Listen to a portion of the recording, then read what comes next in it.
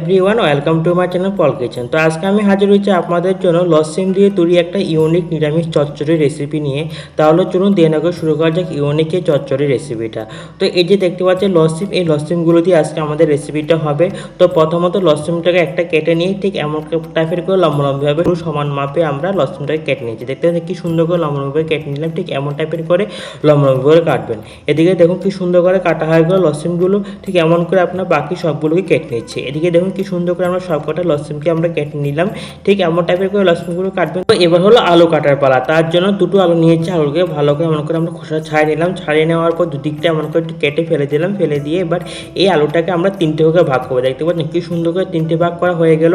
এবার আমরা প্রত্যেকটা পিসকে আমরা এমন করে লম্বা করে কেটে নেবো। তো আমরা লসিমগুলোকে লম্বা করে কাটলাম, তার ওটা করে লসিমের মতো করে এমন করে লম্বা করে আমরা কি সুন্দর করে কেটে নিলাম। এবার আমরা ওভেনে একটি কড়া বসে দিলাম পরিমাণ মতো তেল। তেলটা গরম হয়ে গেল। এবার আমরা দিলাম পরিমাণ মতো 5 ফোড়ন, 2 শুকনো লঙ্কা, তেজপাতা, 5 ফোড়ন দিয়ে ফোড়নটাকে একটু আমরা হালকা লালচে করে ভেজে নিচ্ছি। দেখো ফোড়নটা লালচে ভাজা হয়ে গেছে। এবার দিয়ে দিলাম পরিমাণ মতো হিং।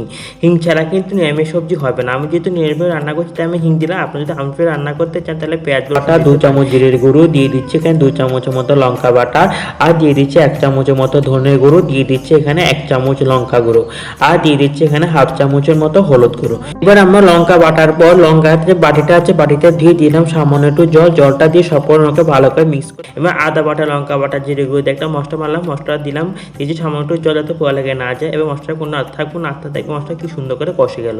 দেখে মশলা সুন্দর কষে গেছে। এবার লম্বি করে কেটে রাখা লসিমগুলো দিলাম, দিয়েছি সামান্য একটু নুন আর হলুদ গুঁড়ো দিয়ে সব করে আমাকে ভালো করে আমরা মশলার সঙ্গে একদম মিক্স করে নিচ্ছি। এবং কি সুন্দর করে মিক্স করা হয়ে গেছে। এবার আমরা এটাকে ঢেকে দেবো 10 মিনিটের জন্য। 10 মিনিটের মধ্যে সুন্দর করে লসিমগুলো সিদ্ধ হয়ে যাবে। দেখুন ঢাকাটা সরিয়ে নিলাম। দেখতে পাচ্ছেন লসিমগুলো কি সুন্দর করে মশলার সঙ্গে কষে গেছে। আর এই যে লসিমগুলো দেখতে পাচ্ছেন ঠিকঠাক সিদ্ধ হয়েছে কি না, দেখতে পাচ্ছেন কি সুন্দর করে লসিমগুলো একদম সিদ্ধ হয়ে গেছে। এবার আমরা সবকটা উপকরণকে ভালো করে আবার একটু মিক্স করে নিলাম। দিয়ে দেবো এখানে লবণ হয়ে কেটে রাখা আলুগুলো দিয়ে আলুগুলো মশলার সঙ্গে সবকটা উপকরণকে ভালো করে আমরা আবার মিক্স করে নিচ্ছি। দেখুন কি সুন্দর করে মিক্স করে নিলাম। এবার আমরা এর মধ্যে দিয়ে দিচ্ছি গ্রেভি তৈরি করার জন্য জল। গ্রেভিটা কিন্তু বেশি হবে না, একদম গামাখা টাইপের হবে গ্রেভিটা। এবার জলটা দিয়ে সবকটা আমাকে ভালো করে মিক্স করে নিলাম। এবার আমরা এটাকে ঢেকে দেবো এটাকে 10 মিনিটের জন্য। দেখুন 10 মিনিট পর কি সুন্দর করে তৈরি করা হয়ে গেল। দেখতে পাচ্ছেন এক ফুটও কিন্তু গ্রেভি নেই, একদম পুরো গামাখা টাইপের হয়েছে রেসিপিটা। এবার এই রেসিপিটা আপনার গরম গরম ভাতের সঙ্গে যদি নিরামিষ দিনে একবার তৈরি করে খান না, এত ভালো লাগবে, এত টেস্টি লাগবে খেতে।